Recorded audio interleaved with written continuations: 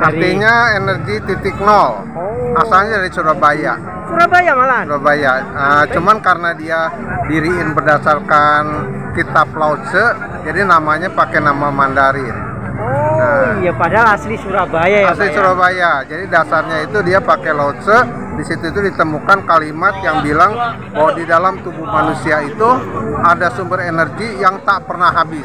Itu dasarnya. Dasar utamanya itu empat anus jadinya.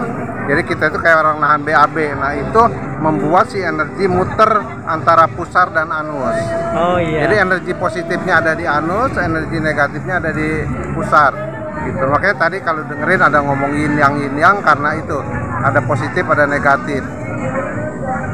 Ini penemunya Pak siapa nih? Awik Wijaya, udah almarhum 2019 dia meninggal.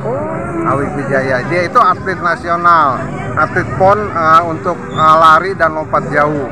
Nah kemudian pada saat tahun 63 itu dia waktu PON di Bandung dia itu cedera, sehingga selanjutnya dia nggak bisa lagi ikut jadi atlet.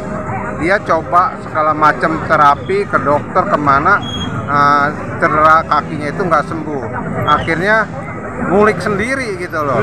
Dia cari karena dia kebetulan bisa bahasa Mandarin, dia bongkar-bongkar. Nah ditemukan, jadi dia udah belajar Tai Chi, belajar macam-macam. Itu nggak ada yang nyembuhin dia. Akhirnya dia nyari sendiri. Makanya gerakan ini sangat lengkap kalau kita lihat. Dia ada aerobiknya, jadi ada high impact, ada low impact, ada segala macam. Dia juga ukur latihannya cuma 45 menit. Jadi memang diukur sendiri karena dia atlet, dia tahu dasarnya.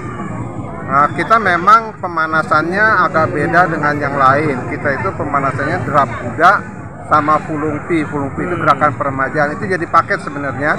Antara gerakan dasar 45 menit plus 3 kali 3 menitnya Fulungpi peremajaan.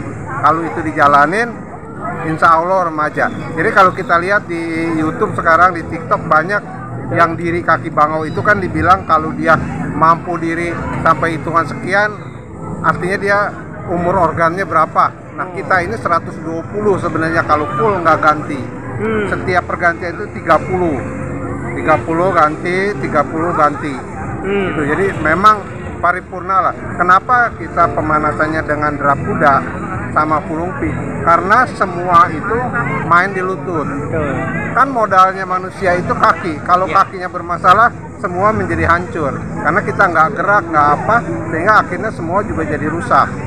Makanya tekanannya di kaki mereka. Kalau kaki kita kuat, insya Allah. Jadi yang namanya umur 120 itu bisa. Jadi dokter Henry, banyak dokter yang bilang bahwa sebenarnya kita itu didesain nggak kurang dari 120. Jadi kalau kita bisa kayak gitu pasti bisa sampai sana. Paling tidak nggak nyusahin anak. Kemudian sholat enak, jadi lengkap, sempurna. Mereka yang Buddhis, Palusila sempurna. Kalau kita diajak makan di Sunda, lesehan juga bisa.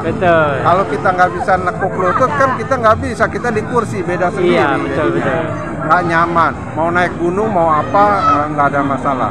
Jadi yang namanya uji cobanya teman-teman kita itu bisa 2-3 jam naik ke gunung, jadi nggak ada masalah. Usia segini Bapak ya? Iya.